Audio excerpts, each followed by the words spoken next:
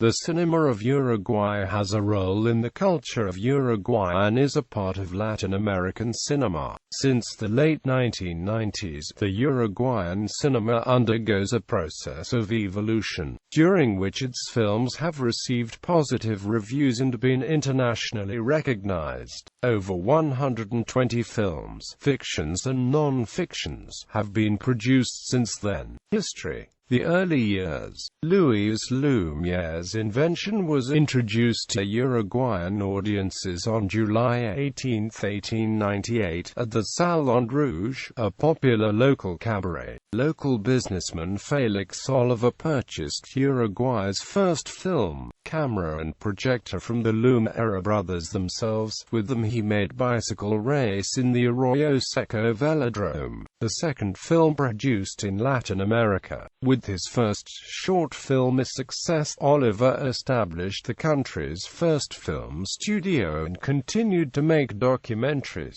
One of Argentina's first cinematographers, French-born Henry Corbusier, took Uruguayan film in a new direction. However, when he produced The Peace of 1904, a documentary about Uruguay's recent political conflict and its resolution, Corbusier continued to produce newsreels and documentaries for the Uruguayan public for some time and influenced others to do the same, receiving most of the commercial films from Argentine studios. Uruguayan audiences saw no domestic fiction film titles until, in 1919, the local non-profit society Bongarde financed Proventure, directed by Leon Ibanez. Unsuccessful, the effort was the country's only one of its type until Juan Antonio Borges' Souls on the Coast. Released in 1923, it is considered to be the first Uruguayan feature film. Its studio, Charrua Films, produced one more feature film before closing in 1927, inspiring others. However, this modest beginning led Carlos Alonso to produce The Little Hero of Arroyo de Oro in 1929. The film, a realist tragedy set in the countryside, was in the vanguard due to its frank and graphic depiction of domestic violence and was the first commercially successful Uruguayan film. Despite other difficulties, the year 1930 provided Uruguayan filmmakers an unexpected opportunity when the national football team won that year's World Cup. Justino Zavala Muniz produced rousing documentaries on the event, which also coincided with the 100th anniversary of the Uruguayan Constitution. His success enabled him to establish the Uruguayan Cine Club, from where he premiered the acclaimed Sky, Water and Sea Lions, among other documentaries and fiction films. The Great Depression, however, soon dampened local filmmakers' plans and audiences would have to wait until 1936 to see the next locally produced film,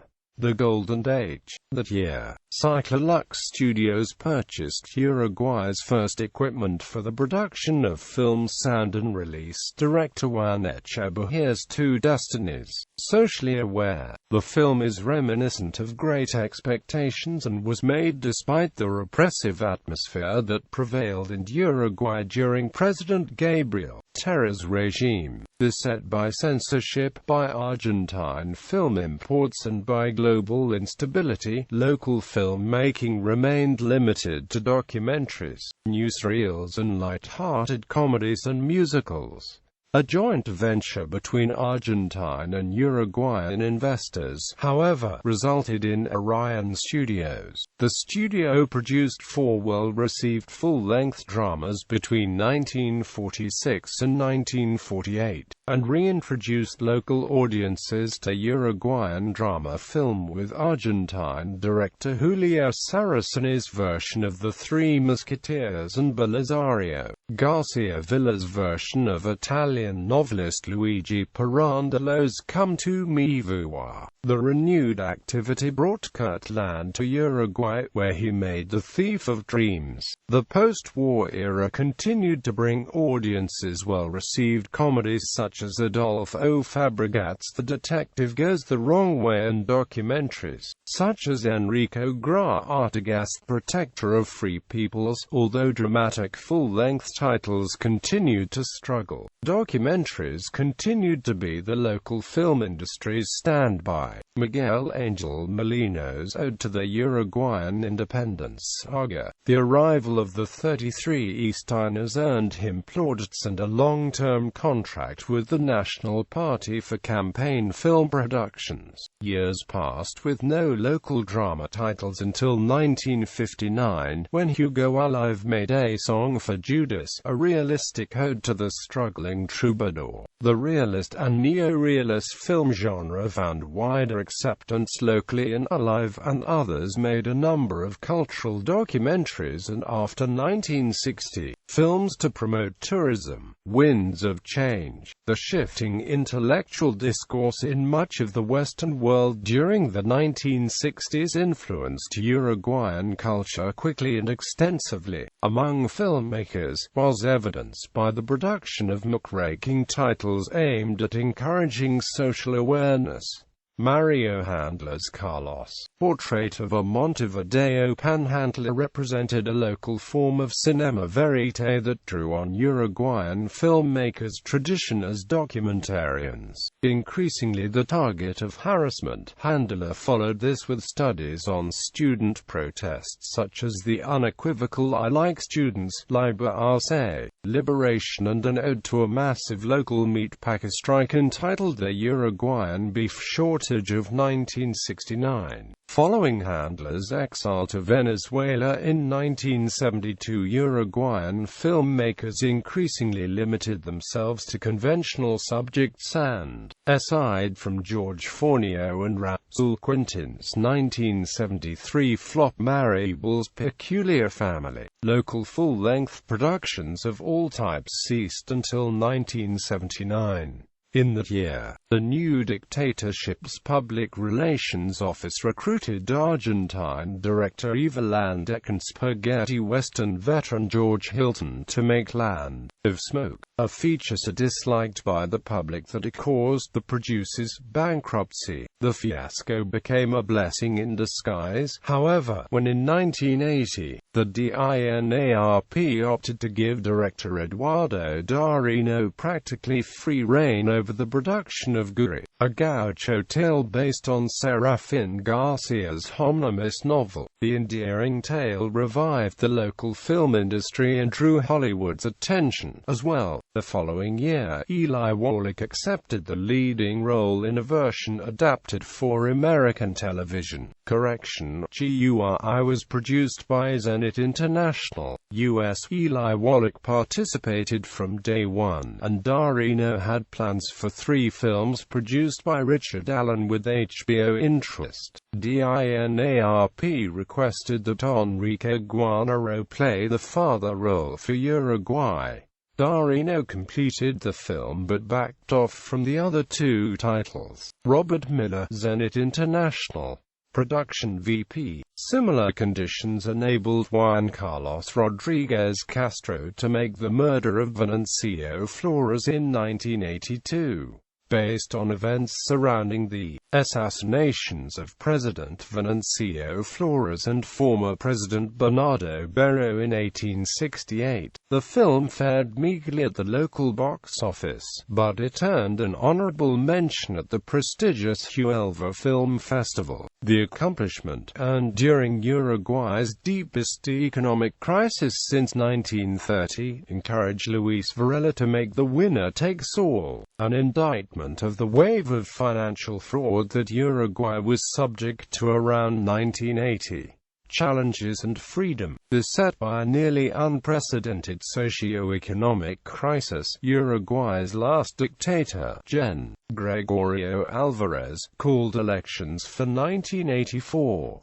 Initially, the advent of democracy under Julio Sanguinetti could do little for the local film industry economically. However, renewed freedoms encouraged the growth of the Uruguayan video industry. Local video producers such as CEMA and Imagines ushered in the new era with politically controversial titles such as Guillermo Casanova's The Dead, and Carlos Amelio and Diego Arzuaga's The Last Vermicelli. Other video production houses, such as Grupo Hacedor, touched on social problems, as in The Violent Fast Life, and traditional screen filmmakers also made their presence felt. For example, Circuito de Ferrari in his documentary General Elections, which focused on the plight of veteran leftist Wilson Ferreira Aldunet and his banishment from the 1984 elections. Uruguay's economy began to recover despite the weight of foreign debt interest payments, but continuing difficulties led Beatriz Flores Silva to make the almost true story of Pepito the Gunslinger, a drama based on a 1988 incident involving a middle-class lady in dire straits and her audacious assault on a number of Montevideo banks. Released in 1994, the film did well locally and in Spain. Addressing local filmmakers' economic difficulties, the city of Montevideo established FONA, and the national government created INA, two funds designed to subsidize local projects that might not otherwise see the light of day. These funds enabled Alejandro Bazano to make Underground, a futurist 1997 TV pilot.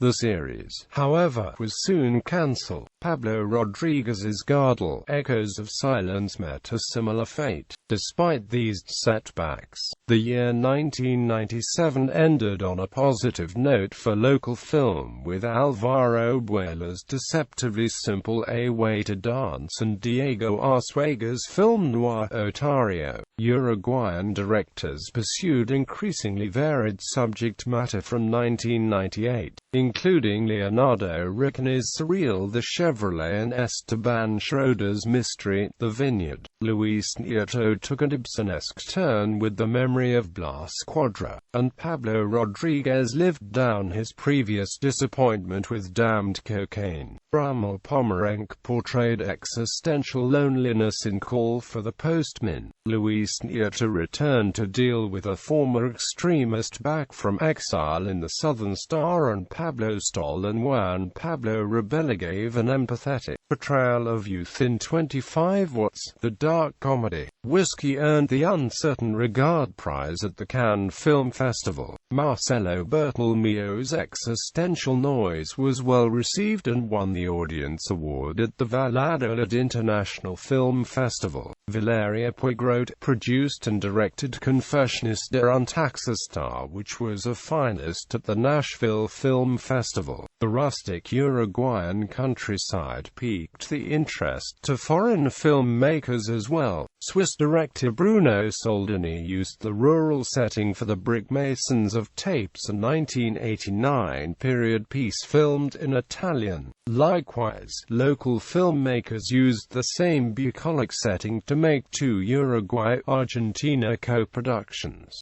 Diego Arzuaga's Unyielding The Last Train and Guillermo Casanova's Sentimental Seawards Journey. Uruguayan film production continues to make its modest though influential presence felt in the vast array of Latin American films, producing 4 to 6 films per year and contributing to other countries' film industries as well, with talents such as director Israel Adrian Catano, who has made a number of acclaimed Argentine films since co-directing Pizza, Beer and Smokes in 1997. Locations in Uruguay. In recent years, Uruguay has become an interesting country for locations, experiencing a boom of films and commercials being shot there. A highlight was Miami Vice. The old city of Montevideo was the set chosen to imitate La Habana Vieja, and Atlanta Dye with its Art Deco buildings gave life to parts of Miami. In 2012, the government of Montevideo published a location guide for cinema directors, students and advertising agents.